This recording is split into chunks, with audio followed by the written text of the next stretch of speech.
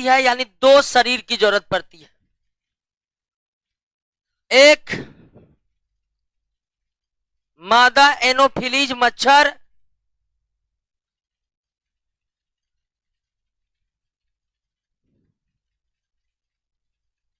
और दूसरा मानव। तो प्लाज्मोडियम अपना पूरा जीवन दो ही पोषकों में बिताता है। पहले किसमें बिताता है, और फिर मनुष्य।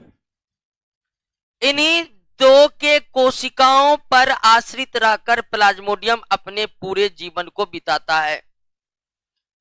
प्लाज्मोडियम प्रोटोजोआ को अपना पूरा जीवन व्यतीत करने के लिए दो पोषकों की जरूरत पड़ती है। मादा एनोफिलीज मच्छर को माध्यमिक पोषक कहते हैं। क्या कहते हैं, माध्यमिक पोषक कहते हैं। और मनुष्य में जब प्लाज्मोडियम आता है तो मनुष्य प्लाज्मोडियम का क्या है, प्रधान पोषक कहलाता है। ठीक है, प्रधान पोषक कहलाता है। तो प्लाज्मोडियम को जीवन व्यतीत करने के लिए कितने पोषकों की आवश्यकता होती है, दो पोषकों की आवश्यकता होती है, मादा एनोफिलीज और मादा एनोफिलीज। इसका प्लाज्मोडियम का कैसा पोषक है, अब प्रधान पोषक। अब यह मलेरिया, यह प्लाज्मोडियम मानव में मलेरिया रोगों को फैलाता है। कौन रोगों को फैलाता है, और प्लाज्मोडियम की ढेर सारी जातियां हैं जो मलेरिया को फैलाता है। ढेर सारी जातियां जो किसको फैलाता है, मलेरिया को। लेकिन प्लाज्मोडियम की चार जातियां सबसे मुख्य है जो मलेरिया को फैलाता है। एक है आपको प्लाज्मोडियम ओवले, प्लाज्मोडियम ओवले, पी से प्लाज्मोडियम ओवले, एक जाति ये हुआ। दूसरा है प्लाज्मोडियम फैल्सीपेरम, प्लाज्मोडियम फैल्सीपेरम। तीसरा है प्लाज्मोडियम वाइवेक्स, और चौथा है प्लाज्मोडियम मलेरियाई। तो प्लाज्मोडियम की कुल 4 जातियां भारत में मलेरिया फैलाने के लिए उत्तरदायी है। प्लाज्मोडियम की 4 जातियां मलेरिया फैलाने के लिए उत्तरदायी है हमारे भारत में। और भी कई जातियां हैं लेकिन उसका प्रकोप भारत में नहीं है। और ये 4 जाति कौन है, प्लाज्मोडियम ओवले, फैल्सीपेरम, वाइवेक्स, मलेरियाई।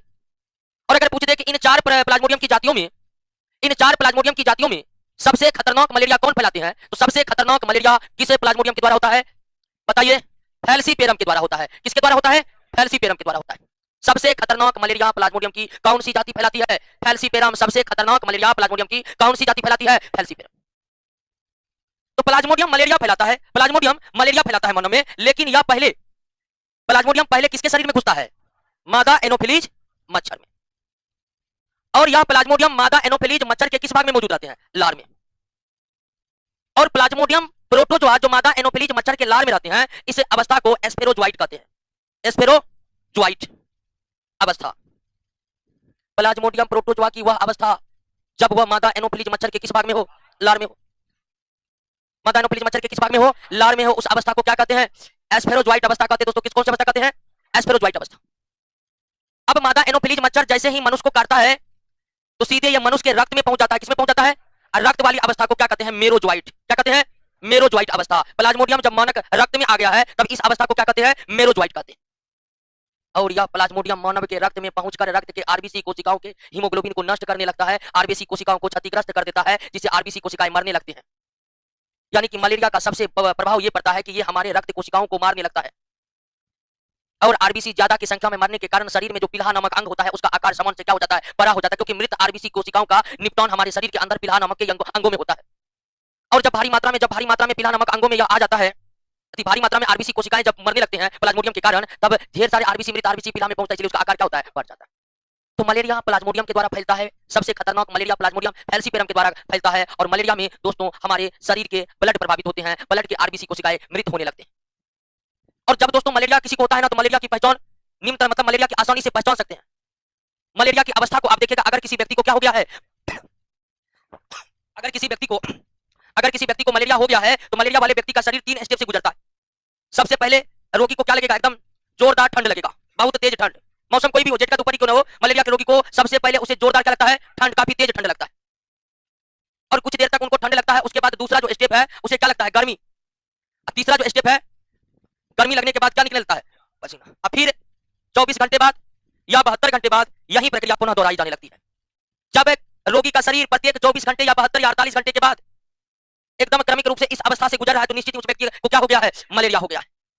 मलेरिया में रोगी के शरीर में सबसे पहले खूब गर्म लगेगा, इतना गर्म, पहले खूब ठंडा लगेगा, इतना ठंडा रोगी के घबरा जाए, हमको चाहिए।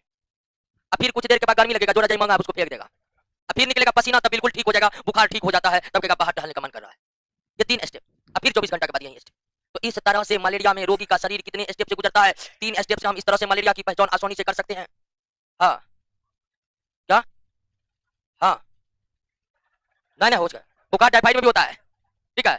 हाँ, वैसे आपको क्या होगा, ये जांच का विषय है, ठीक है। हल्ला मत करिए, हल्ला मत करिए, ठीक है। क्या होगा वो तो जांच में पता चलेगा। हम जो आइए, तो मलेरिया में कोई दिक्कत क्या हुआ, हड्डी तोड़ बुखार डेंगू को कहा जाता है।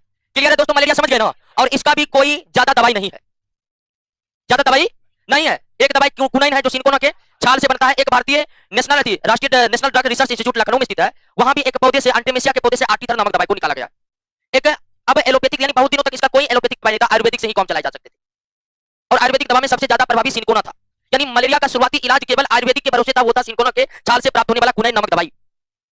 आगे चलकर यानी कि वर्तमान समय में कुछ एलोपैथिक दवाई का इस्तेमाल होता है, जिसमें क्लोरोक्विन नामक एक दवाई सबसे ज्यादा प्रचलित है, जो क्विनाइन की तरह ही प्रभावी है मलेरिया के रोग पर। अब मलेरिया का जो रोग होगा दोस्तों, वो तब होगा जब हमें मच्छर काटेगा, क्योंकि ये जो प्लाज्मोडियम है डायरेक्ट मानव के शरीर को प्रभावित करने की क्षमता नहीं रखता है। मलेरिया तभी होगा जब मच्छर काटेगा, यानी कि अगर हम मच्छर को ही मिटा दे तो मलेरिया होगा। इसीलिए मलेरिया से बचने का सबसे सटीक उपाय है, आप मच्छर को ही क्या करिए, मार डालिए। ना मच्छर काटेगा, ना प्लाज्मोडियम हमारे शरीर में प्रवेश करेगा। सरकार भी मलेरिया को दूर करने के लिए इसी रणनीति पर काम कर रही है 1952 से ही, ठीक है। यानी उसको मलेरिया दूर करने के लिए वे मलेरिया के, यानी कि कोई भी कंट्री जो है मलेरिया को इराडिकेट करने के लिए टीके का निर्माण या उनके संबंधित दवाओं के निर्माण पर ज्यादा जोर, मच्छरों का पूर्ण रूप से उन्मूलन करने पर दे रहे हैं। मच्छर ही खत्म हो जाएगा, मलेरिया अपने आप खत्म हो जाएगा। तो मलेरिया से बचने का सबसे सर्वोत्तम उपाय है कि हम मच्छरों से क्या रहे, दूर रहे। हम मच्छरों से क्या रहे, दूर रहे। और सरकार भी मलेरिया से बचने के लिए समय समय पर छिड़काव करवाते रहती है, आप देखें।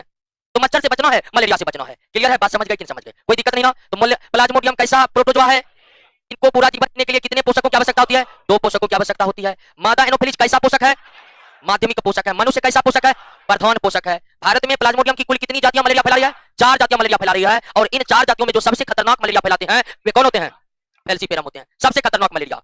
और मलेरिया से बचने का जो सर्वोत्तम उपाय है कि हम मच्छर से बच करें, क्योंकि ये फिक्स है, जब ही हमें मच्छर काटेगा तभी हमें मलेरिया हो सकता है। दूसरी स्थिति प्लाज्मोडियम का मानव के शरीर में प्रवेश करने की है ही नहीं। क्लियर, बात समझ गए। आइए अगला प्रोटोजोआ पर। प्रोटिस्टा किंगडम का प्रमुख सूक्ष्मजीव प्रोटोजोआ ही है। प्रमुख सूक्ष्मजीव क्या है, और प्रोटोजोआ किसी में कोलोफिल सब नहीं होते हैं। प्रोटोजोआ मुक्तजीवी भी होते हैं, प्रोटोजोआ परजीवी भी होते हैं, कुछ प्रोटोजोआ सहजीवी भी होते हैं, कुछ प्रोटोजोआ सहजीवी भी होते हैं। अगला जो हमारा प्रोटोजोआ है वो है लिसमेनिया डोनोवैन। लिसमेनिया, इस प्रोटोजोआ का नाम जो पड़ा है इसके खोज के स्थान पर पड़ा है। लिसमेनिया इंग्लैंड का एक जगह है और डोनोवैन भारत के चेन्नई शहर का एक जगह है। यानी पहली बार इस प्रोटोजोआ का खोज इंग्लैंड के लिसमेनिया शहर में हुआ था। पहली बार इस प्रोटोजोआ का खोज कहां हुआ था, इंग्लैंड के लिसमेनिया और भारत के चेन्नई के समीप स्थित डोनोवैन जगह पर हुआ था। और यही कारण है कि इसका नाम क्या पड़ गया, लिसमेनिया डोनोवैन पड़ गया।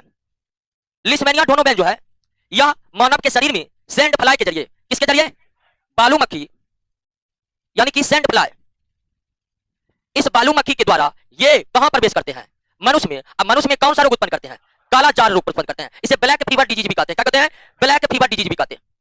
तो लिसमेनिया डोनोवैन प्रोटोजोआ मनुष्य में कालाजार उत्पन्न करने के लिए, यानी मनुष्य में कालाजार रोग को उत्पन्न करता है। और यह प्रोटोजोआ हमारे शरीर में तब प्रवेश करेगा जब हमें कौन मक्खी काटेगा, बालू मक्खी।